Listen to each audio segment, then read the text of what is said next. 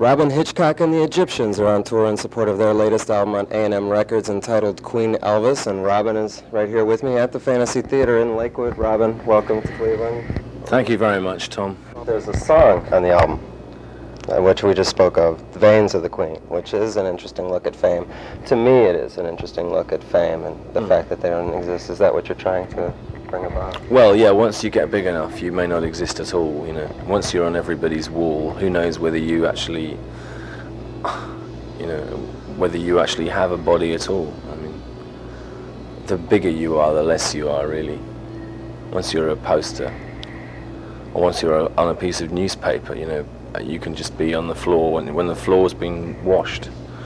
They'll wash the floor and then they'll put down sheets of newspaper and it'll have photographs of all those people on it, you know, or Gorbachev or Madonna or someone like that. Do you have any feelings towards people that are stuck in that rut, so to say? Do you sympathize with them? Yeah, I do. But I mean, the thing is, the Queen didn't choose it, you know, she didn't choose to be, she was born to it. And she's grown up in an era, or lived in an era, when the media is now, in the latter part of her life, 10 times as powerful as they were when she was a little girl, being groomed to sit properly and hold her teacup or whatever. You know, the media, I mean, the royal family have had to adapt to the media like everybody else.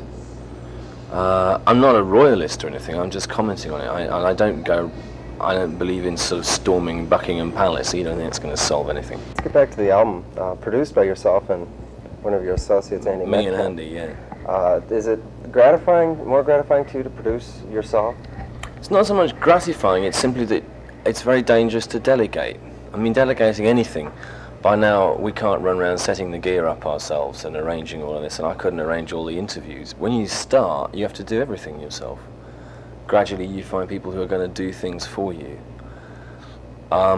If someone produces you, someone else is in charge of your record and the buck stops with them, you can always say, well, it wasn't much of a record, but I didn't produce it. So really, if you want the responsibility, you've got to produce it yourself. And what is your process in the studio? Do you have an idea of what your songs have to sound like, or are you open to finding new things in the studio and sort of writing as you go? Well, what we tend to do is record the song live with the guitar, bass and drums, repair any mistakes, and then put the voice on and see what else it needs. It's very primitive. We don't work from grooves or anything like that.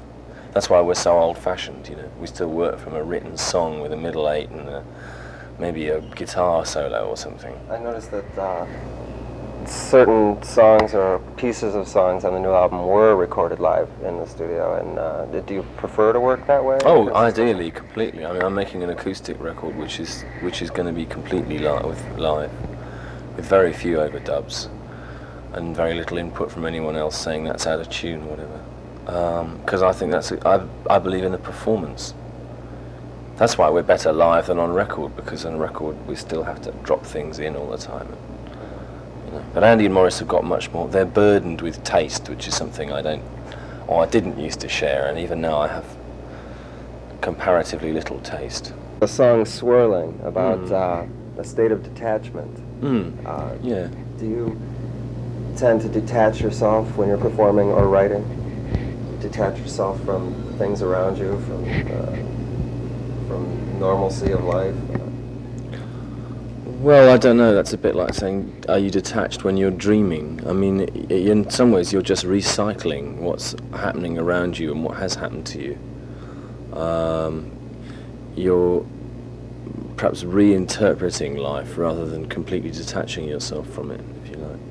And for me, the two processes are pretty similar, I guess. One other song that I particularly like, One Long Pair of Eyes, which I believe in the bio it said you shows the Egyptians at their best. Why do you feel that song in particular does that? Oh, I like that because it was all done live except for the piano. It was where I'd written the song, we'd run through it a few times. They knew what they were doing, but they hadn't fully worked out their parts. So they're working it out as it's recorded, you know, they're discovering things, they're not repeating themselves. And I'm still fairly fresh with the song. There's a few bits of dodgy pitching, but I thought it was a really good vocal performance on my part, you know. A lot of them I just sound like I've been hit in the head with a mallet in my records. I just sort of go, it's that sort of low English, you know, Barrett, Eno kind of groan, which is all right, but listening to it, it's a bit, sometimes it sounds a bit flat. But that's our climate for you. And I thought that one really kind of rose up. I was pleased with that. And I like what overdub there is, which is a bit of vocals, me and Andy playing piano and a soup song of Triangle. And you know, I mean, I was singing it with the acoustic guitar, which you're just not allowed to do anymore now. You can't. I don't think anyone's allowed to do that now. I don't even know if they let Bob Dylan do it when he makes records.